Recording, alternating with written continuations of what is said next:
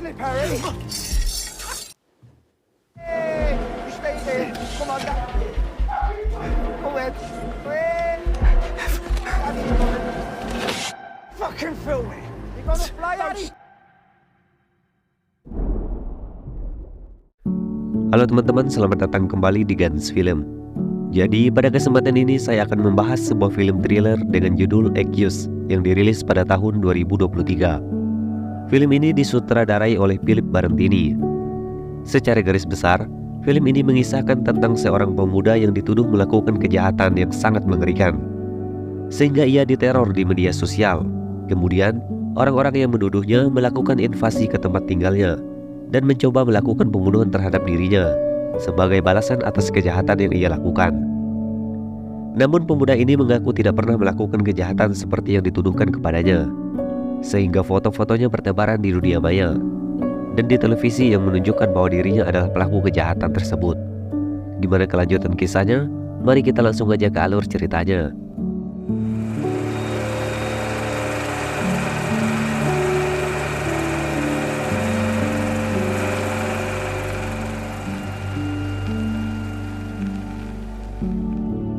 Scene diawali dengan memperlihatkan kedua pasangan yang sedang berbincang di kamar. Mereka adalah Harry Bavsar dan Chloe, pacarnya. Diketahui Harry akan pergi ke rumah orang tuanya yang ada di pedesaan terpencil untuk menjaga rumah dan anjing milik keluarga mereka yang diberi nama Flynn, karena pada esok hari kedua orang tuanya akan pergi liburan. Jadi Harry ditugaskan untuk menjaga rumah mereka, sekaligus mengunjungi ayah dan ibunya di desa. Harry saat ini berada di kota di apartemen miliknya. Chloe sebenarnya ingin sekali ikut dengan Harry, namun Harry mengatakan bahwa sekarang bukan waktu yang tepat untuk mengajaknya ke rumah dan bertemu kedua orang tuanya. Setelah berpamitan dengan Chloe, Harry pun langsung pergi menuju terminal kereta api. Saat menaiki eskalator, tiba-tiba pandangan Harry tertuju pada seorang pemuda yang memiliki paras mirip seperti dirinya. Namun itu hanya berpapasan, ia tak sempat untuk berbincang atau menyapanya. Setelah berada di dalam kereta, tiba-tiba handphone Harry berbunyi dan ia mendapati berita tentang ledakan yang terjadi di London, yaitu di terminal tempat keberangkatan Harry. Orang tuanya panik, begitu juga dengan Chloe yang mengira kalau terjadi sesuatu dengan Harry. Namun, Harry menjelaskan bahwa dirinya sudah berada di dalam kereta dan kini kereta telah meninggalkan terminal tersebut. Tidak hanya Harry yang panik, semua penumpang yang membaca berita tersebut juga panik dan masing-masing mereka menghubungi keluarga mereka dan menjelaskan apa yang sebenarnya terjadi. Hingga pada akhirnya, manajer kereta yang berbicara melalui pengeras suara pada kereta yang menjelaskan bahwa mereka akan segera mencari informasi lebih lanjut mengenai apa yang terjadi. Beberapa jam kemudian, Harry akhirnya tiba di terminal dan turun di sana, dan ia langsung disambut oleh ayahnya yang sedari tadi menunggu kedatangannya. Selanjutnya, mereka pun pergi menuju rumah mereka di pedesaan. Di dalam mobil, mereka baru saja mendengarkan berita bahwa banyak orang yang tewas akibat ledakan yang terjadi di London. Bahkan setiap jalan ditutup. Ayah Harry mengatakan bahwa Harry beruntung karena lebih cepat meninggal stasiun kereta tersebut. Karena jika terlambat, maka ia tidak tahu apa yang akan menimpanya. Berita itu begitu booming dan menjadi trending topik di media sosial. Semua orang membicarakannya. Ayahnya juga mengatakan bahwa jangan membicarakan tentang ledakan yang terjadi karena bisa membuat ibunya panik yang berlebihan. Sesampainya di rumah, Harry langsung berpelukan dengan ibunya karena memang mereka jarang sekali bertemu.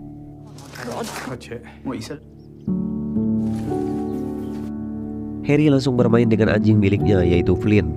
Ia juga mengunjungi rumah pohon miliknya sewaktu kecil yang tampaknya sudah lapuk dimakan usia. Pada saat makan siang, di meja makan, mereka tampak gembira dan bercanda satu sama lain. Namun, Harry terus memperhatikan televisi yang menyiarkan tentang ledakan yang terjadi di London. Bahkan, saat itu juga, Chloe mengirim ia pesan terkait kejadian tersebut. Harry juga bercerita tentang pacarnya, yaitu Chloe, kepada orang tuanya. Orang tuanya begitu senang mendengar apa yang dikatakan oleh Harry.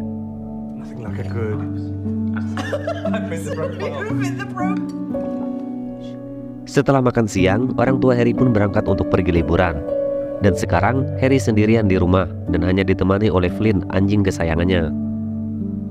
Beberapa saat setelah itu, Harry menelpon Chloe, namun sempat terhenti karena wifi di rumahnya bermasalah. Chloe menyuruh Harry untuk menyalakan TV dan melihat berita yang disiarkan. Alangkah terkejutnya Harry ketika melihat pelaku pengeboman di London, tepatnya di Central Junction, yang mirip sekali dengannya.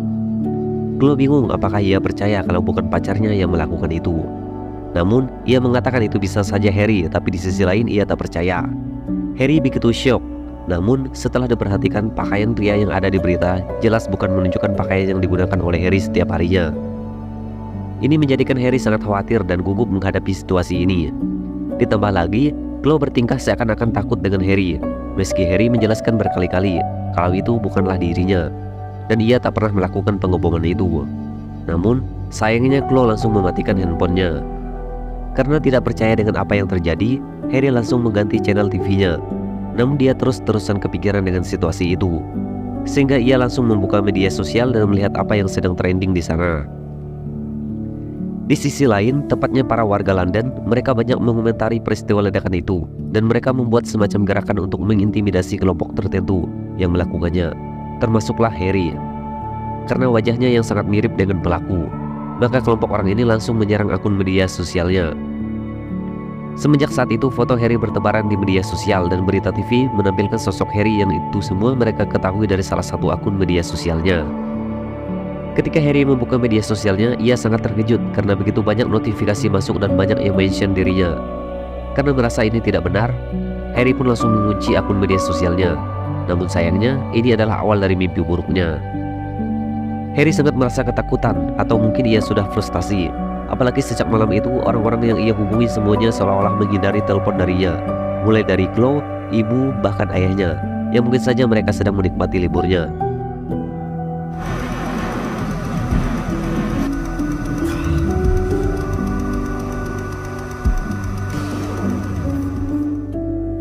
Harry langsung menelpon pihak kepolisian dan menceritakan kronologinya. Ia dengan tegas mengatakan bahwa bukan dirinya yang melakukan kejahatan tersebut. Namun, polisi hanya mengatakan bahwa kejadian seperti itu sudah sering terjadi dan biasanya tidak berarti apa-apa. Dan jika keadaan meningkat atau ada perubahan, Harry diharapkan menghubungi kepolisian lagi. Polisi hanya menenangkan Harry yang begitu ketakutan. Setelah mengatakan semuanya, Harry pun menutup teleponnya.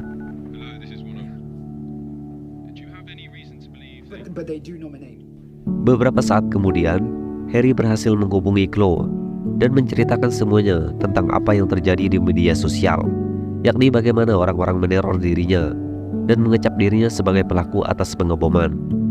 Harry memohon agar besok Chloe bisa mendatanginya, membantunya menuntaskan kasus ini.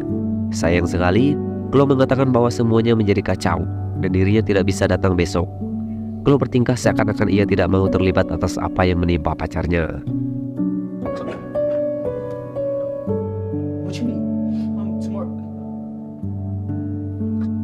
Di luar rumah, anjing miliknya menggonggong, entah apa yang dilihatnya, yang memaksa Harry harus keluar dan kemudian membawanya masuk ke rumah.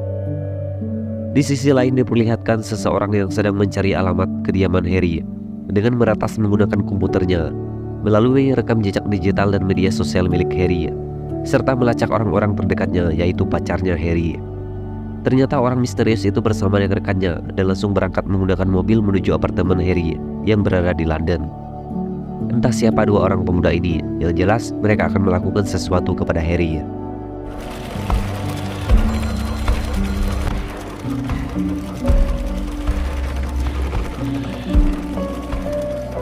Harry mencoba untuk tidur, namun ia tetap terjaga, sehingga ia memutuskan untuk membuka televisi dan melihat berita. Dan saat ini status Harry adalah buronan yang akan dicari oleh pihak keamanan. Mendengar itu, Harry langsung menelpon Chloe. Lagi dan lagi Chloe tidak aktif, sehingga ia meninggalkan pesan bahwa Chloe harus menemuinya segera dan jangan bersembunyi karena foto-foto Chloe juga tersebar di media sosial.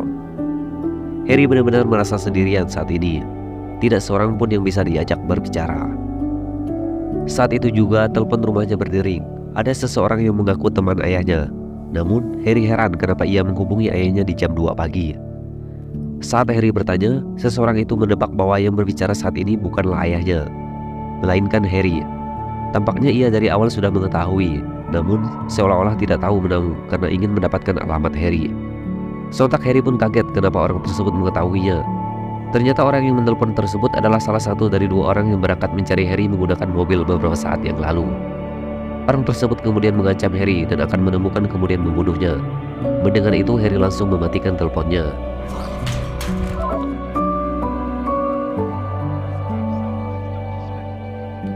walk alone, okay? Harry kemudian memeriksa komputernya lagi. Kali ini ia mendapati bahwa apartemennya sudah diacak-acak dan semuanya terlihat mengerikan. Mungkin itu adalah ulah dari dua orang misterius tersebut. Sehingga hal itu memaksa Harry untuk menghubungi kepolisian lagi dan menjelaskan apa yang barusan terjadi. Pihak kepolisian hanya mengatakan bahwa mereka akan mengirim petugas untuk menjaga kondisi di tempat Harry. Namun, Harry harus menunggu beberapa jam karena memang situasi di sana saat ini sedang sibuk. Mau tidak mau, Harry pun harus menunggu para polisi itu datang. I'm at my parents' house, but I'm not there now. Anjingnya kemudian menggonggong lagi. Kali ini benar-benar ada orang lain di luar sana yang sedang berusaha masuk ke rumah Harry. Setelah diperiksa melalui CCTV, ternyata benar bahwa kedua orang misterius itu kini sudah berada di sana dan berusaha menutupi kamera CCTV. Harry yang panik pun langsung mengambil pisau untuk berjaga-jaga. Kemudian ia bersembunyi. Harry berusaha menenangkan anjingnya agar tidak bersuara, namun anjingnya malah turun ke lantai bawah. Terlihat di sana dua orang misterius itu berhasil membobol pintu dan masuk ke dalam rumah. Alhasil, anjing kesayangan Harry pun mati terbunuh oleh tangan orang-orang misterius itu.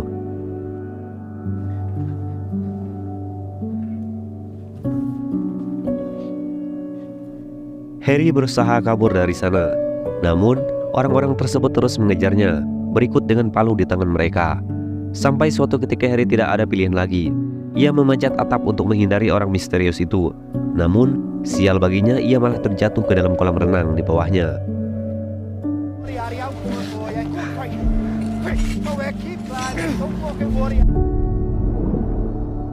Harry kemudian berlari menuju rumah tetangganya di sebelah rumahnya. Beruntungnya, tetangga yang bernama Deli itu pun terbangun dan mengizinkan Harry untuk masuk ke rumahnya.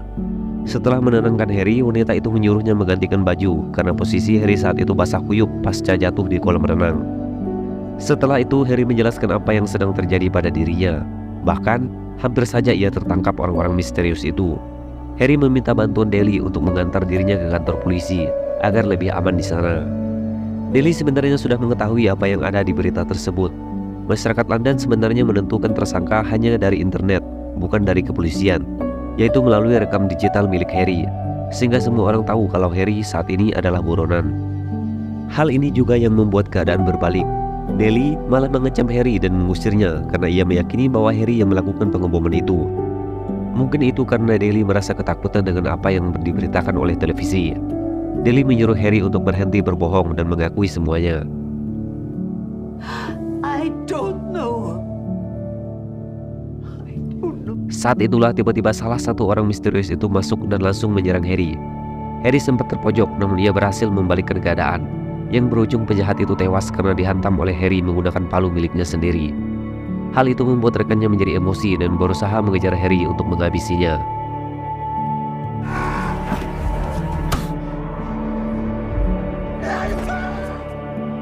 Harry langsung menuju rumahnya untuk mengambil kunci mobil. Setelah itu, ia bermaksud meninggalkan tempat tersebut dengan mobilnya. Akan tetapi penjahat itu berhasil menggagalkannya, sehingga mereka berdua terlibat perkelahian yang semakin membuat Harry terpojok. Di sisa tenaganya itu, Harry kemudian berlari menuju rumah pohon miliknya. Kali ini Harry sudah pasrah dengan keadaan. Namun di saat penjahat itu ingin menghabisinya, ia malah terjatuh dan menimpa kayu yang berhasil menusuk perutnya hingga tewas.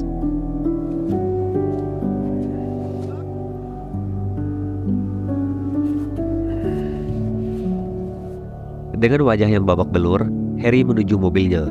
Di dalam mobil, ia baru saja membuka pesan suara dari Chloe yang mengatakan bahwa dirinya mempercayai Harry dan semua kebohongan yang diberitakan oleh media.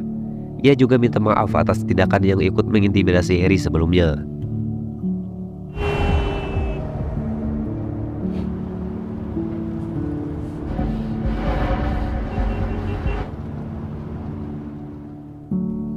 Seminggu kemudian diberitakan bahwa pelaku pengeboman yang terjadi di London tempo hari sudah ditangkap dan ia akan bertanggung jawab atas tindakan yang mengerikan tersebut.